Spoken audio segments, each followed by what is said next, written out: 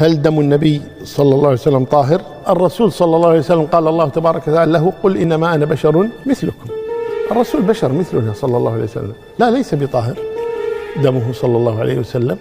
قل إنما أنا بشر مثلكم يوحى إلي، يبقى ليس بشرا معتادا. اللي وقف عند بشرا مثلكم الكفار، المؤمنين انتقلوا إلى يوحى إلي.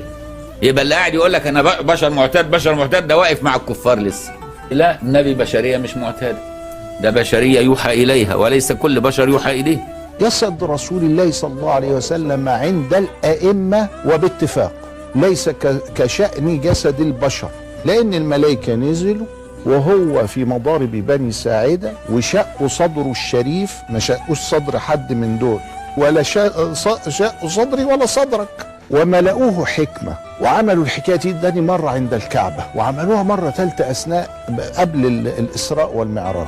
فالنبي عليه السلام كان يقول: تنام عيني ولا ينام قلبي. ده مش موجود عندنا.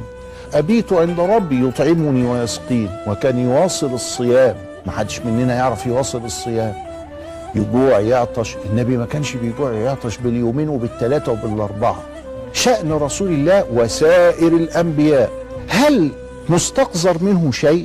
قالوا لا، رسول الله لا يستقذر منه شيء، لا عرقه ولا دمعه ولا دمه. ده فين؟ في كشاف القناع للحنابلة للبهوتي.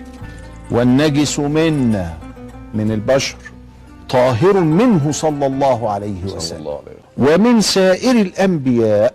على فكرة الكلام ده موجود عند السيوطي وعند الزركشي وعند البغوي وعند النووي وعند اتفاق.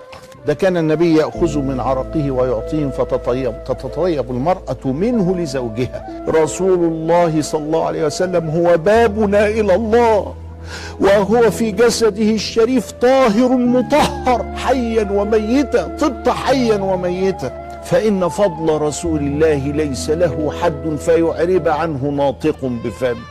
كالزهر في ترف والبدر في شرف والبحر في كرم والدهر في همم.